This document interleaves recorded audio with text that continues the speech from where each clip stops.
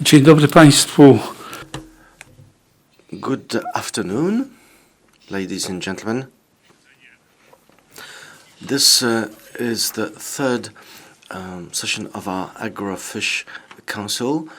We're kind of halfway, but that is less important. What is more important is that we've discussed something that is very important for the future of European agriculture.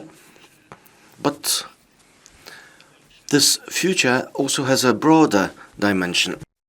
European agriculture has an influence on various international processes. The Commissioner, on the 19th of February, declared a vision, as you know, publishing a document which speaks about the future of agriculture and food. And then we decided to discuss the topic on the 24th of February. That was 5 days after publication, but that was only a delicate or shallow, if you will, exchange of views, because we obviously wanted to have a deeper debate, and that is what happened today. The Ministers of Agriculture, as you know, are competent in the matter, and they have the right to speak on behalf of the member states on issues also concerning the environment, as well as various expert agricultural issues. And so we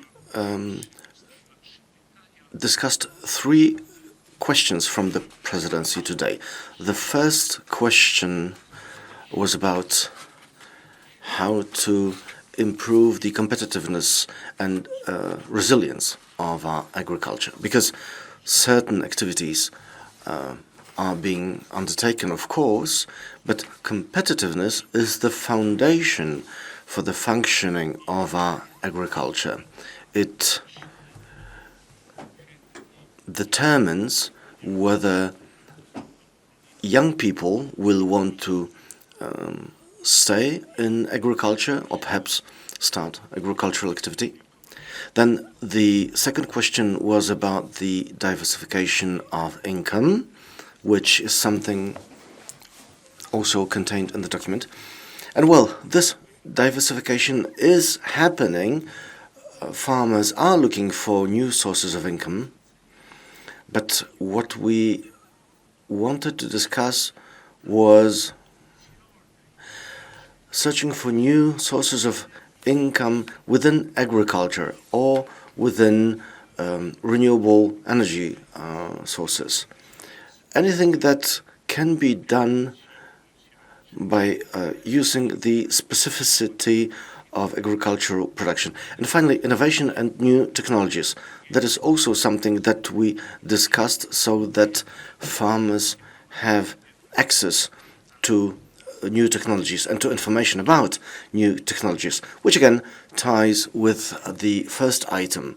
It ties with competitiveness, in other words, because new technologies, innovation determine competitiveness. But of course, that requires new investment. And at the same time, this understanding of innovation and new technologies, they are very close to what young farmers need. It is fundamental, of course, to provide income stability, market stability, a proper infrastructure and civilizational services in the rural areas, because all these things, again, translate into to what extent young people want to become farmers. We've also discussed the way the market functions. We've discussed reciprocity in international trade, i.e. with third countries, because European customers obviously want imported goods to comply with all norms and standards that apply to our market, and we've been looking at whether this production in third countries complies with our environmental norms. All these changes that have been happening are only possible if we continue our dialogue with farmers. This is something that we mentioned right at the start of our presidency. The Commissioner had a number of meetings and visits to member states, which shows that it is important to do nothing for the farmers or about the farmers without the farmers. What is very important, though, is to make good on what is contained in the vision. It all has to be realistic. We need to have the right instruments, we need to have resources, and hence the ministers have stressed the need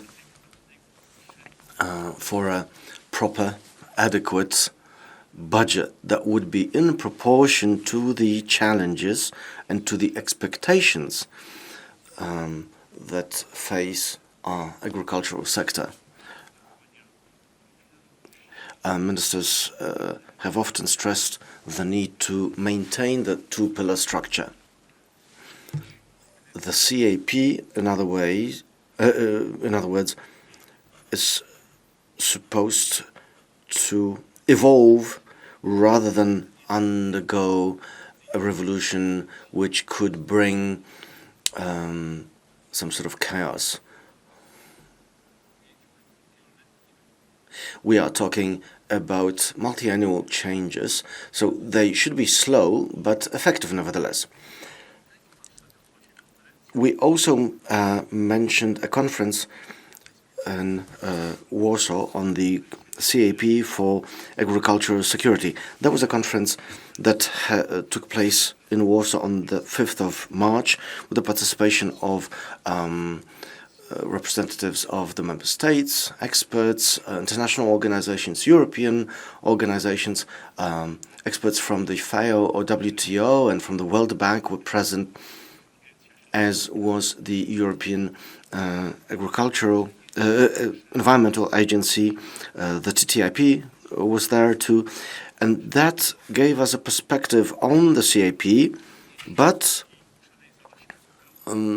participants could also see how international institutions perceive the changes to the CAP in this particularly difficult period, because we also have geopolitical issues to consider. We don't know how the situation will evolve in Ukraine and what sort of assistance Ukraine may still need. There are all sorts of agreements with third countries, trade agreements, which open the European market in an important way to goods from third countries. All in all, we have 45 trade agreements. But we also need to remember that our trade balance generally is a positive one in trade with third countries. So, well, trade needs to go both ways. That is what we have discussed. We will then move some of these issues to the CSA. We'll have a number of thematic meetings, and during the May AGRIFISH Council, I think we'll be able to sum things up and to present certain recommendations. Według naszego zeznania we do not believe we need the April Council, but we will see. Perhaps there will be some unexpected events.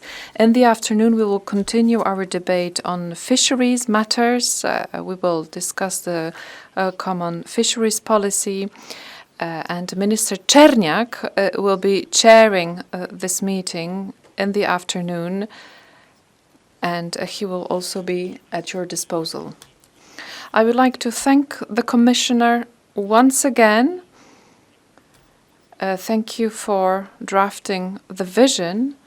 And you also said that you visited many member states, you held consultations, and this is all very important because it is all about farmers, but also about us, consumers. Thank you very much. Thank